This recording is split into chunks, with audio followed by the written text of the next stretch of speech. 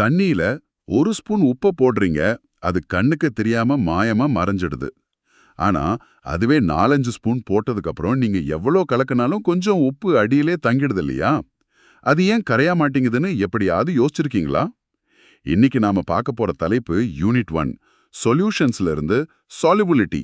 ம் இது கேட்கறதுக்கு ரொம்ப சாதாரணமான வார்த்தையா இருந்தாலும் ஒரு கெமிக்கல் ரியாக்ஷன் நடக்கும்போது ஒரு பொருள் கரையுமா இல்ல அடியில தங்குமா, அதாவது பிரெசிபிடேட் ஆகுமான்னு கணிக்கிறதுக்கு இது ரொம்ப அவசியம். இது இல்லாம ஒரு லேப்ல நம்மால எதையுமே சரியா கணிக்க முடியாது. ஆமா கரெக்ட். ஒரு பொருளோட சால்யுபிலிட்டியை நம்ம சரியா புரிஞ்சுக்கிட்டா நாம எடுத்துக்கிற மருந்து நம்ம உடம்புல எப்படி வேலை செய்யுதுங்கிறதுல இருந்து தண்ணி எப்படி சுத்தப்படுத்துறது வரைக்கும் பல விஷயங்களை கட்டுப்படுத்தலாம்.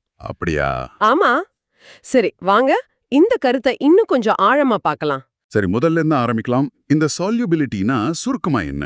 ரொம்ப எளிமையா சொல்லணும்னா ம், ஒரு குறிப்பிட்ட அளவு சால்வெண்ட்ல ம், ஒரு குறிப்பிட்ட வெப்பநிலையில ம். அதிகபட்சமா எவ்வளவு சொல்யூட், அதாவது கரையிற பொருளை கரைக்க முடியும், அந்த அளவு தான் சால்யுபிலிட்டி. ஓகே. இது வெறும் கரையுது கரையல மாதிரி ஒரு எஸ் ஆர் நோ விஷயம் கிடையாது. ம், இது ஒரு ஸ்பெக்ட்ரம் மாதிரி. ம், சர்க்கரை மாதிரி சில பொருட்கள் தண்ணியில ரொம்ப நல்லா கரையும், ம். சிலது ரொம்ப ரொம்ப கொஞ்சமா கரையும். ஓகே. இத மனசுல கற்பனை பண்ற மாதிரி ஒரு உதாரணம் சொல்லுங்களேன். சரி, இப்படி கற்பனை பண்ணி பாருங்க. ம், ஒரு பெரிய டான்ஸ் ஃப்ளோர் இருக்கு. ம், அதுல நிறைய பேர் ஏற்கனவே டான்ஸ் ஆடிட்டு இருக்காங்க. ம். அவங்க தான் நம்ம வாட்டர் மாலிக்யூல்ஸ், அதாவது சால்வெண்ட். சரி. இப்போ வெளியே இருந்து இன்னும் கொஞ்சம் பேர், அதாவது சால்ட் அயான்ஸ், அந்த டான்ஸ் ஃப்ளோருக்குள்ள வராங்க. ஓகே. உள்ள இருக்கிற வாட்டர் மாலிக்யூல்ஸ் இந்த புதுசா வந்த சால்ட் அயான்ஸ சுத்தி வளைச்சு அவங்களோட சேர்த்து டான்ஸ் ஆட ஆரம்பிக்குதுங்க. ஒவ்வொரு சால்ட் அயானையும் வாட்டர் மாலிக்யூல் சூழ்ந்து அத தனித்தனியா பிரிச்சு உள்ள இழுத்துக்குது. புரியுது. ஆனா ஒரு கட்டத்துல அந்த டான்ஸ் ஃப்ளோர் முழுசா நிரம்பிடும். அதுக்கு மேல வர்றவங்களால உள்ள போக முடியாது. உள்ள போக முடியாது. அவங்க என்ன பண்ணுவாங்க? ஓரமா நின்னு வேடிக்கை தான் பார்க்கணும். அந்த டான்ஸ் ஃப்ளோரோட லிமிட் தான் சால்யுபிலிட்டி. அப்போ அந்த ஓரமா நிக்கிறவங்க தான் பிரிசிபிடேட். எக்ஸாக்ட்லி, அருமையா சொன்னீங்க. அந்த நிலைக்கு பேரு தான் ஈக்விலிபிரியம், அதாவது சமநிலை. ஈக்குலிபிரியம். இன்னும் சரியா சொல்லணும்னா அது ஒரு டைனாமிக் ஈக்விலிபிரியம். அந்த டான்ஸ் ஃப்ளோர் ஃபுல் ஆன பிறகும் சிலர் டயர்ட் ஆகி வெளியே போயிட்டே இருப்பாங்க. அதே சமயம் புதுசா சிலர் உள்ள வந்துட்டே இருப்பாங்க. ஆனா மொத்தமா ஃப்ளோர்ல இருக்கிறவங்களோட எண்ணிக்கை மாறாது. ஓ. அதே மாதிரி தான் ஒரு சேச்சுரேட்டட் சொல்யூஷன்ல சொல்யூட் பார்ட்டிகிள்ஸ் தொடர்ந்து கரைஞ்சிட்டும் இருக்கும். அதே சமயம் கரைஞ்ச பார்ட்டிகிள்ஸ் திரும்பவும் ஒன்னு சேர்ந்து கிறிஸ்டல் ஆகி வெளியே வந்துட்டும் இருக்கும். இந்த ரெண்டு ப்ராசஸோட வேகமும் சமமா இருக்கும். அதுதான் சேச்சுரேட்டட் சொல்யூஷன். சூப்பர். அப்போ இதுக்கு ஒரு எக்ஸாம் சேஃப் டெஃபினிஷன் இருக்குமே. ஆமா, இதுக்கான ஆங்கர் டெஃபினிஷன் இதுதான். Solubility is the maximum mass or moles of a solute that can dissolve in a given mass or volume of solvent at a specific temperature and pressure, forming a saturated solution. Okay, இது முக்கியம். இங்க எல்லாரும் செய்யற ஒரு பொதுவான தப்பு என்னன்னா, solubilityங்கிறது ஒரு பொருளுக்கு எப்பவுமே மாறாத ஒரு ஃபிக்ஸ்ட் வேல்யூன்னு நினைக்கிறது. ஆனா அது தப்பு. ஆமா, அது ஒரு நிலையான எண் கிடையாது.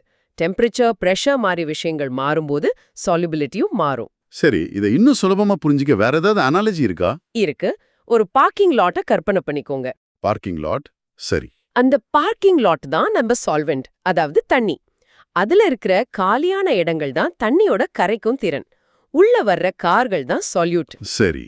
ஆரம்பத்துல பார்க்கிங் லாட் காலியா இருக்கும்போது கார்கள் சுலபமா உள்ள வந்து பார்க் பண்ணிடும். இது அன்சாச்சுரேட்டட் சொல்யூஷன். ம். ஒரு கட்டத்துல பார்க்கிங் லாட் ஃபுல் ஆகும். இதுதான் சேச்சுரேட்டட் சொல்யூஷன். அதுக்கப்புறம் வர கார்கள் வெளியே தான் நிக்கணும். ஆமா, அதுதான் பிரசிபிடேட். இப்போ நீங்க டெம்பரேச்சரை ஏத்துறது அந்த பார்க்கிங் லாட்டை எக்ஸ்பேண்ட் பண்ணி அதுல புதுசா லேன்ஸ் போடுற மாதிரி. ஓ, அப்போ இன்னும் அதிக கார்களை நிறுத்தலாம். அதேதான். அதே மாதிரி தான் தண்ணிய சூடுபடுத்தும் போது வாட்டர் மாலிக்யூல்ஸ்க்கு அதிக ஆற்றல் கிடைச்சு அது இன்னும் அதிக சொல்யூட் பார்ட்டிகல்ஸை பிரிச்சு உள்ள இழுத்துக்கிற சக்தியை பெறுது. சரி, இந்த கான்செப்ட் ஏன் உருவாக்குனாங்க மணி? கெமிஸ்ட்ஸ்க்கு இது ஏன் தேவைப்பட்டுச்சு? நல்ல கேள்வி. கெமிஸ்ட்ஸ்க்கு ஒரு ரியாக்ஷன்ல பிரசிபிடேட் உருவாகுமா இல்லையான்னு கணிக்க வேண்டியிருந்தது. ரெண்டு கரைசலை கலக்கும்போது உருவாகிற ப்ராடக்டோட அளவு அதோட சால்யுபிலிட்டி லிமிட்டை தாண்டுச்சுன்னா அது பிரசிபிடேட் ஆயிடும். இந்த ப்ரெடிக்ஷனுக்கு சால்யுபிலிட்டி டேட்டா ரொம்ப முக்கியம்.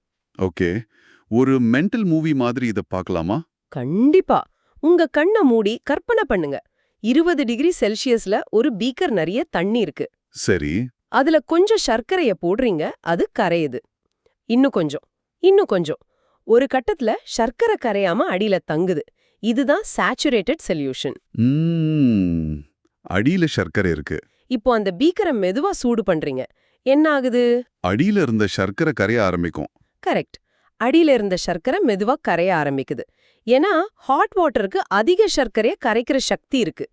இப்போ தண்ணிய திரும்ப கூல் பண்ணா கரைஞ்ச சர்க்கரை திரும்ப கிறிஸ்டலா மாறிடும் இல்லையா? சரியா சொன்னீங்க. அதுதான் நடக்கும். நம்ம வீட்லயே அதை பார்க்கலாம். ரூம் டெம்பரேச்சர்ல 100 மில்லி தண்ணியில கிட்டத்தட்ட 36 கிராம் உப்பு தான் கரையும். நீங்க 37வது கிராம போட்டா அது கரையாம நிக்கும். ஆமா, ஆனா அதே தண்ணிய 80 டிகிரி செல்சியஸ்க்கு சூடு பண்ணா இப்போ 39 கிராம் வரைக்கும் கரையும். அந்த 37வது கிராம் இப்ப கரைஞ்சிடும். கரெக்ட். திரும்ப ஆற வச்சா அந்த எக்ஸ்ட்ரா உப்பு பிரசிபிடேட் ஆயிடும். அப்போ சூடுபடுத்தினா எல்லாமே நல்லா கரையும். இது ஒரு தம்பு ரூல் மாதிரி எடுத்துக்கலாமா? அங்கதான் ஒரு சுவாரஸ்யமான திருப்பம் இருக்கு. அப்படியா? நீங்க சொல்றது திடப்பொருட்களுக்கு, அதாவது சாலிட்ஸ்க்கு பெரும்பாலும் சரி. ஆனா வாயுக்களுக்கு, கேஸஸ்க்கு இது அப்படியே தலைகீழ். என்னது தலைகீழா? புரியலையே. ஆமா, தண்ணிய சூடுபடுத்தினா அதுல கரைஞ்சிருக்கிற வாயுவோட சால்யூபிலிட்டி குறையும். ஓ, நீங்க ஒரு சோலியர் பாட்டில திறந்து வெயில்ல வச்சா என்ன ஆகும்? அதுல இருக்கிற ஃபிஸ், அதாவது கரைஞ்சிருக்கிற கார்பன் டை ஆக்சைடு வாயு சீக்கிரமா வெளியே போயிடும். ஆமா, போயிடும். ஆனா அதையே நீங்க ஃப்ரிட்ஜ்ல வச்சா ஃபிஸ் ரொம்ப நேரம் இருக்கும். இதுக்கு காரணம் வாயுக்கள் தண்ணியில கரையும் போது அது ஆற்றலை வெளியிடும். இது ஒரு எக்ஸாதெர்மிக் ப்ராசஸ். அதனால நீங்க வெளியிருந்து வெப்பத்தை கொடுத்தா அந்த வாயு மூலக்கூறுகள் அந்த ஆற்றலை எடுத்துக்கிட்டு தண்ணிய விட்டு சுலபமா தப்பிச்சு வெளியே போயிடும். ஓ, அதனாலதான் மீன் தொட்டில இருக்கிற தண்ணியை ரொம்ப சூடுபடுத்தக்கூடாதுன்னு சொல்றாங்களா? சரியா சொன்னீங்க. தண்ணிய சூடுபடுத்தினா அதுல மீன்கள் சுவாசிக்க தேவையான கரைஞ்சிருக்கிற ஆக்சிஜன் வாயுவோட அளவு குறைஞ்சிடும். ஆக்சிஜன் பத்தாம மீன்கள் இறந்து போக கூட வாய்ப்பு இருக்கு. அடடா, பாருங்க, ஒரு சின்ன சால்யூபிலிட்டி கான்செப்ட் ஒரு சோடா பாட்டில்ல இருந்து மீன்களோட உயிர் வரைக்கும் எப்படி தொடர்பு படுத்துதுன்னு. ஆமா, சரி, இந்த சால்யூபிலிட்டி கான்செப்ட் நிஜ வாழ்க்கையிலையும் தொழில்நுட்பத்திலையும் ரொம்ப முக்கியமானதா இருக்கணும். அப்படி சில பயன்பாடுகளை பத்தி சொல்லுங்களேன். ஒரு முக்கியமான தொழில்நுட்பம் ரீகிறிஸ்டலைசேஷன். இது ஒரு பியூரிஃபிகேஷன் டெக்னிக், அதாவது தூய்மைப்படுத்தும் முறை. ரீகிறிஸ்டலைசேஷன், சரி. உதாரணத்துக்கு உப்புல கொஞ்சம் மணல் கலந்துருச்சுன்னு வச்சுக்கோ. இந்த கலவையை எடுத்து சூடான தண்ணியில போடுவாங்க. சூடான தண்ணியில உப்போட சால்யூபிலிட்டி ரொம்ப அதிகம். அதனால உப்பு மொத்தம் கரைஞ்சிடும். ஆனா மணல் கரையாது. ஆமா, அது அடியில தங்கிடும். கரெக்ட். இப்போ இந்த தண்ணிய வடிகட்டி மணலை பிரிச்சு எடுத்துடலாம். இப்போ அந்த சூடான உப்பு தண்ணிய மெதுவா கூல் பண்ணணும். நாம ஏற்கனவே பார்த்த மாதிரி டெம்பரேச்சர் குறையும் போது உப்போட சால்யூபிலிட்டியும் குறையும்.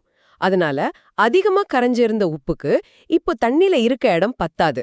அது மெதுவா ரொம்ப தூய்மையான படிகங்களா, அதாவது பியூர் கிறிஸ்டல்ஸா உருவாகி வெளியே வரும். வாவ், இம்பியூரிட்டிஸ் எல்லாம் தண்ணியிலே தங்கிடும்.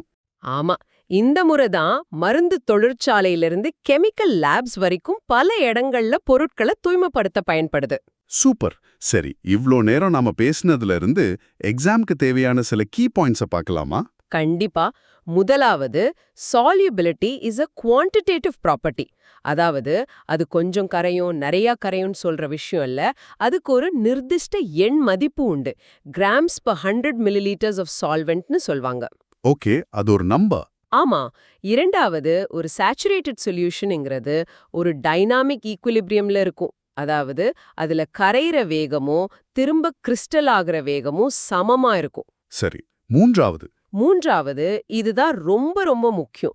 பெரும்பாலான சாலிட்ஸ்க்கு டெம்பரேச்சர் ஏறும்போது சால்யூபிலிட்டி ஏறும். ஆனா கேஸஸ்க்கு டெம்பரேச்சர் ஏறும்போது சால்யூபிலிட்டி குறையும். இது எக்ஸாம்ல அடிக்கடி கேக்குற கேள்வி. இத கண்டிப்பா ஞாபகம் வச்சுக்கணும். ஆமா. கடைசியா காமன் அயான் எஃபெக்ட்னு ஒன்னு இருக்கு. ஒரு சேச்சுரேட்டட் சொல்யூஷன்ல ஏற்கனவே இருக்கிற ஒரு அயானை கொண்ட வேற ஒரு சால்ட்டை சேர்த்தா முதல் சால்ட்டோட சால்யூபிலிட்டி குறைஞ்சிடும். ஓகே, இப்போ இந்த முழு கான்செப்டும் ரொம்ப தெளிவா புரியுது. நாம ஒரு சின்ன ஸ்பூன் உப்புல ஆரம்பிச்சு அது எப்படி வேலை செய்யுது, அதுக்கு பின்னாடி இருக்கிற விதிகள், அதோட பயன்கள்னு ஒரு பெரிய பயணம் போயிட்டு வந்த மாதிரி இருக்கு. ஆமா. சுருக்கமா சொல்லணும்னா இன்னைக்கு நாம சால்யூபிலிட்டினா என்னன்னு பார்த்தோம். அது ஒரு சால்வெண்ட்ல எவ்வளவு சொல்யூட் கரையுங்கிற அளவு. அந்த பார்க்கிங் லாட் அனாலஜி வச்சு ஞாபகம் வச்சுக்கலாம். பார்க்கிங் லாட் ஃபுல்லானா அது சேச்சுரேட்டட். கரெக்ட். அப்புறம் ரீகிறிஸ்டலைசேஷன் மாதிரி பியூரிஃபிகேஷன் டெக்னிக்ஸ் சால்யூபிலிட்டியை டெம்பரேச்சரை வச்சு மாத்துறதுனால தான் சாத்தியமாகுது. சரி, 2 முக்கியமான எக்ஸாம் பாயிண்ட்ஸை மறுபடியும் சொல்லுங்க. ஒன்னு, சால்யூபிலிட்டி ஒரு குவான்டிடேட்டிவ் ப்ராப்பர்ட்டி. ரெண்டாவது, சாலிட்ஸ்க்கு சூடு பண்ணா சால்யூபிலிட்டி அதிகமாகும், ஆனா கேஸஸ்க்கு சூடு பண்ணா சால்யூபிலிட்டி குறையும். இந்த ஒரு விஷயம் புரிஞ்சா போதும், நிறைய கேள்விகளுக்கு பதில் சொல்லிடலாம். நாம இப்ப பார்த்தோம், சூடு பண்ணா தண்ணியில இருக்கிற கேஸோட சால்யூபிலிட்டி குறையும்னு. ஆமா, அத வச்சு உங்களுக்கு ஒரு கேள்வி. சொல்லுங்க. இப்போ பூமி வெப்பமாயிட்டு வருது, அதாவது குளோபல் வார்மிங். இதனால கடலோட டெம்பரேச்சரும் மெதுவா அதிகமாயிட்டே இருக்கு. இதனால கடல்ல கரைஞ்சிருக்கிற ஆக்சிஜன் அளவுல என்ன மாதிரியான தாக்கம் ஏற்படும்? அதை நம்பி வாழ்ற கோடிக்கணக்கான கடல்வாழ் உயிரினங்களோட எதிர்காலம் எப்படி இருக்கும்? இத பத்தி நீங்க யோசிச்சு பாருங்க.